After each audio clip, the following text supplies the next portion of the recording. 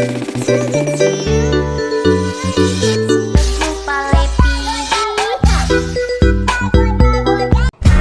don't wanna go to school tomorrow, I can study. Assalamualaikum warahmatullahi wabarakatuh. Hai guys, ketemu lagi bersama saya Emma Saputri, NPM A1H0180003. Di sini saya akan menjelaskan tentang materi filsafat dan sejarah pendidikan di Indonesia untuk memenuhi mata kuliah filsafat pendidikan, di mana diampu dengan Bapak Dr. Muhammad Kristiawan, MPD. Apa landasan filsafat pendidikan di Indonesia?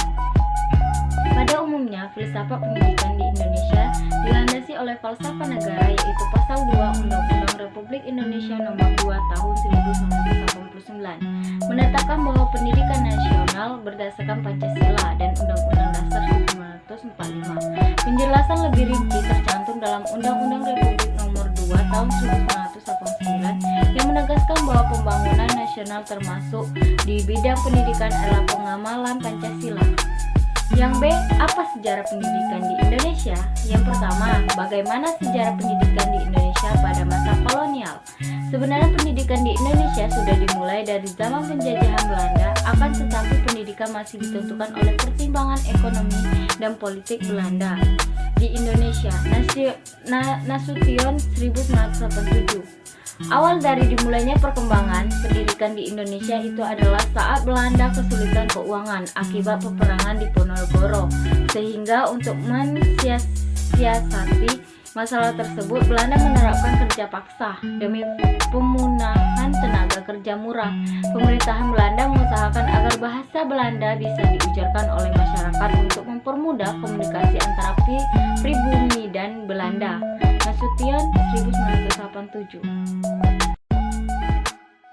Bagaimana pendidikan Indonesia setelah kemerdekaan?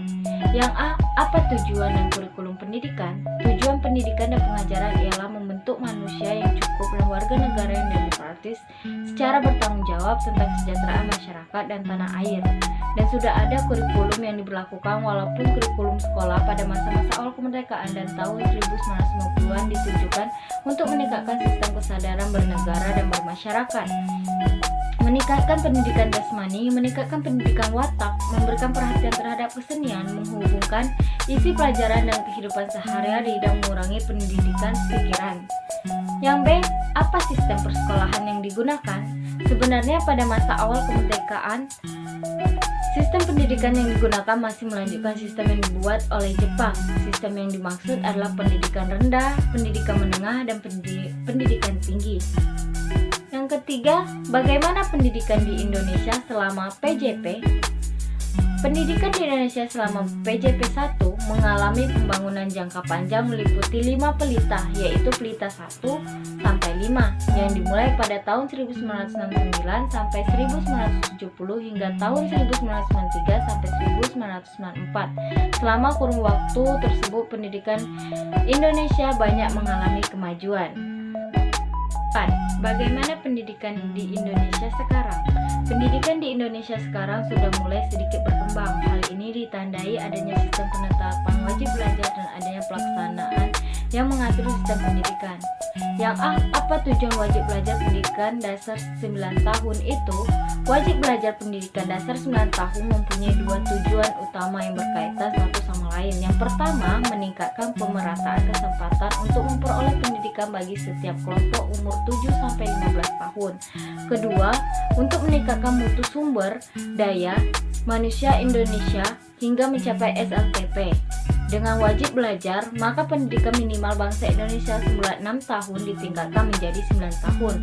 Awal dicanangkan wajib belajar pendidikan dasar ini adalah pada tanggal 2 Mei 1994. Wajib belajar pendidikan dasar 9 tahun untuk tingkat SLTP dicanang 10 tahun. Sebelumnya, tepatnya pada tanggal 2 Mei 1984. Indonesia juga memulai wajib belajar 6 tahun untuk tingkat SD bersamaan dengan peresmian berdirinya Universitas Terbuka.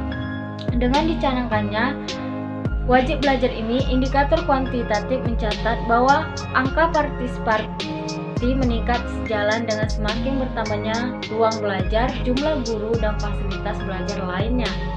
Yang B.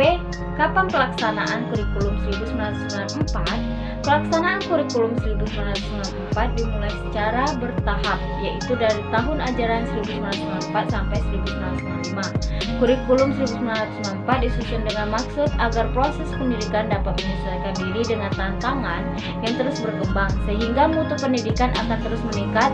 Kurikulum 1984 yang sebelumnya telah berlaku selama 10 tahun dipandang perlu untuk diperbarui karena menurut hasil-hasil pengkajian ditemukannya adanya materi kurikulum yang timpang tindih dan memerlukan penambahan. Wassalamualaikum warahmatullahi wabarakatuh. Semoga bermanfaat. Jangan lupa like, comment, and subscribe.